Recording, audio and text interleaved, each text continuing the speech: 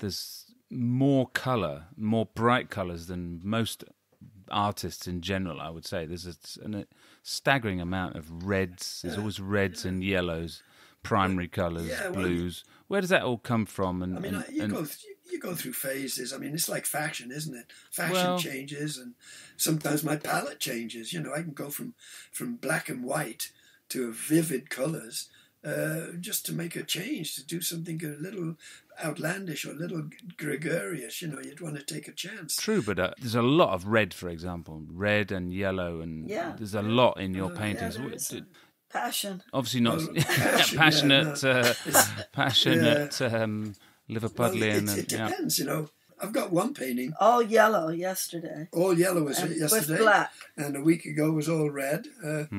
I've got one I'm doing now that's black background with a ton of colours, wild colours over the top, but very, very thick paint, using maybe modelling paste as well.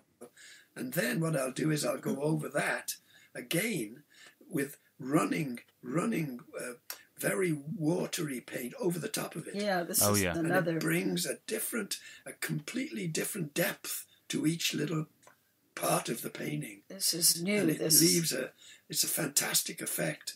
Yeah. And I hit on this about, must have been a couple of months ago. Yeah, so this is... And they've been, the gallery right now in Vancouver's got about 6 of this style in there because they love them. And we're actually, one of them is going to be in an exhibition in Florence for the Biennale. It's going to be on exhibition there, a large one. So that could be interesting. And then when we go to Dubai next year, we would like to take that style there to see what can be done with it, you know. Back to the 90s. Back to the 90s, yes. Well, we're jumping a bit through styles and one-of-a-kind shows, but it's interesting to talk about those styles and those techniques because... You're quite well known for both of those things, and a lot of your paintings are based around abstract expressionism, and as far as I know, you're well known for that. You know, and I just had one other question: whether the colour, because there is, I mean, I'm just looking as we talk through a lot of your works. There's always red. I mean, there's plenty of red and yellows. Does that ever? Do you think it originates sometimes from the media? Well, 2 questions. One, the native. Is there a lot of colour in native work? Does that involve, bright hues and stuff? And bright. Yeah, their masks are very bright in colours. That's what I Lots thought. of red, yellows. Yeah, that's true. Yeah, the natural wood that they use is no colour at all. It's basically just a grey or a beige colour, but the natives often paint their masks very, very vivid colours. Yeah, beautiful, wonderful. Yeah. Yes, that's it. Yeah, very strong. And maybe that influenced me a little. Yeah, bit. I wondered whether what your subject matter sometimes influences the choice of colour. And the other question was, evidently sometimes your use of colour is not necessarily related to the actual image of, if you're doing a portrait of Jimi Hendrix or something, it's the colours perhaps were not in the original source material, but you're using that colour to send some message. I mean, is that unconscious? Or no, I'm consciously doing it because I don't want to just copy or do a photographic type reproduction.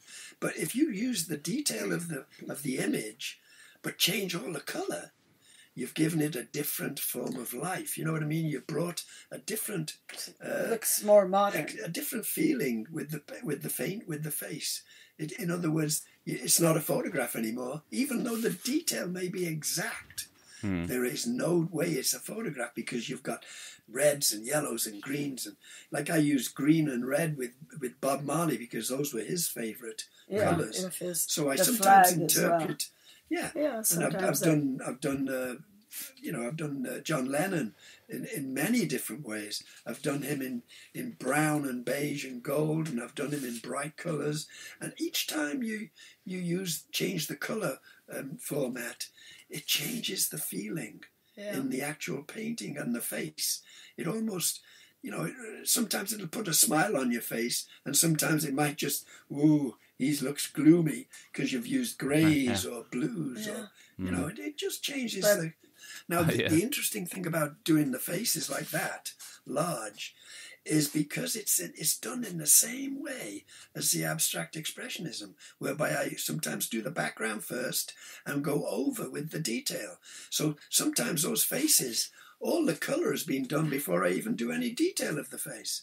And then I make the detail coincide with certain colours in the face, so that I might have a cheek that's red, and the red might spread over the nose and onto the other side a bit, so that I'm giving a different feeling, even though I'm using the detail from the face itself. You know what I mean? Yeah, yeah. But it's interesting, it's a fascinating style that can be adapted to almost any subject matter. You were like on, the One of a Kind decided to do Montreal, which they only did one time, and I painted right at the front of the show, 5 foot by 7 foot paintings, every day a new painting, every day, and of a face of a jazz musician, and I did them in an hour or two, but quick, just quick painting, and he kept them all. This guy. He had quite a deal. It was quite a deal for him. It is. We got a free booth, which was about $7,000 or $8,000, but he got the paintings afterwards. Which maybe he got the best of the deal in the end. At the time, we weren't.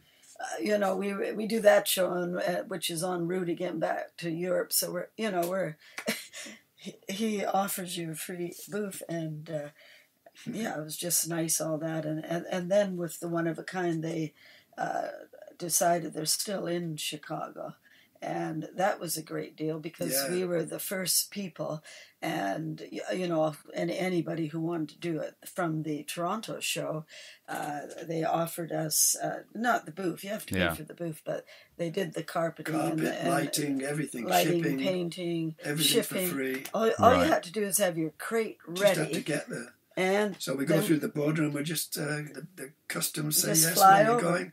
Oh, we're just going for a holiday to New York. Chicago. We don't tell them we got a whole bunch of paintings waiting for us there. Blimey. Well, it's fine. Everything. It doesn't matter because you have to pay your taxes there anyway. They come around with the tax number. Yeah, but for the show. With that first show, the One of a Kind Toronto took care of everything. That's right. But we did do shows later with them in we've done New Chicago. York shows before. Yeah, I think I mentioned before with New York, all that. Yeah, it's quite a headache because not only you're shipping papers and all that. Chicago was great as well because, I was up in the hotel painting, and Joanne was downstairs in the exhibit. And so I was painting different paintings every day. And one day she phones me up and she says, "I've got a customer here who wants a scene of Chicago." I said, "Well, I don't have them." I said, "Well, just a sec." So I opened the curtain, and there was Chicago. Beautiful view of Chicago from the hotel room. So I said, yes, I can do one.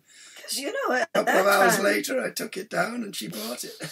Because we did not use computers at that time. I mean, no, we must have had one. Imagine. Just Google. Yeah, but just Google Chicago, and you got all these beautiful scenes of Chicago in front of you.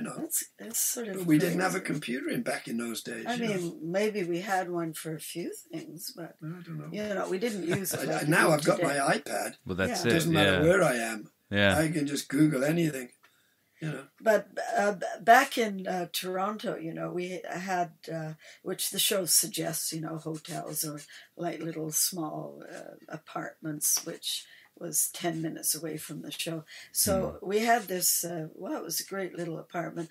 I mean, we always ate out, but you could have tea and so Paul, the client started to understand that not only is Paul fast, but for 11-day show, we're in town for 2 weeks. So I can paint 20 paintings. So whatever you want, if you want he a commission, can do. I can do but it. One of the great ones, with the guy comes in one morning. Oh, I heard your husband, he's painting, right? Yes, yeah. Look, I want to have Elvis Presley 4 foot by 6. I said, sure, bring me the image tomorrow, because again, we weren't using the computers the same. And I said, look, you bring it tomorrow morning and you'll have it the next morning, or afternoon, whenever you want, but I'll have it here in the morning. So in the end, like another big client, she had a golf more work club. in the hotel room than we did at the actual exhibit. Like she would order like everything I for her made golf more money club. from the hotel than I did because there was commissions I was working on. Yeah, loads of commissions. It was quite something. But, well, they just loved it as well. And the poor maids, they knew I was painting in there, and I just put the sign, do not disturb, for a whole week. yeah, 2 weeks. No, but they knew you. They knew though, and they just knock on the door and say, just toilet rolls, Paul. Just towels or sheets or something. No one came in the room. But in Chicago, now and again I'd get paint on something like the carpet, and I'd have to paint the colour of the carpet back in on the wall. I get all kinds of spots on the wall. I'd have to paint. Well, some of the before we left the hotel. What about the Einstein? Some of these pieces were so large that I did one of Einstein. Yeah. Oh, yeah. It was like, you had to roll it was it. at 7 foot tall by 5-6 foot wide, and oh my God, the detail in that took me all day or 2 days to do that. But you stretch it up and then I had to unstretch it to take it to the person's place. But other large works, we had a different door, like it was close. Thank God we didn't have to go past the office on the way out. Yeah, they were carrying all the paintings every day. It was a cute place, and I'd give them free tickets for entry into the show, which they loved. Hey, have you got any more free tickets? I said, I'm giving them all to you. So what's Tala wanted me to ask you about the martini ladies, and apparently the story of the purple striped martini ladies. So what's this all about? That was cute. Yeah, so this was Chicago as well. That was in Chicago. In Chicago now, those big hotels, this was at the Kennedy Metropolitan Center. I mean, and the hotel's big hotel. You can't be fooling around like we could in Toronto. So every 2 days, I'd have to you had clean to my let mess them up in. before to let the women in. Yeah, so you would clean up, and then they'd come in, and then you go back to normal for another 2 days. But so here I'm at the show, and that painting was pretty big, so it was quite expensive. I didn't want to lose, the sale. Anyways, this woman comes by and says, "Oh my gosh, the martini ladies are just out of this world." That was 6 foot by 4 foot. That one. Yeah, was it, or 7 feet? Or it was pretty big. But so she says, "Dare I ask if your husband could paint the stripes, change the colours of the stripes instead of green?" I said, "Well, sure, he can do it, no problem."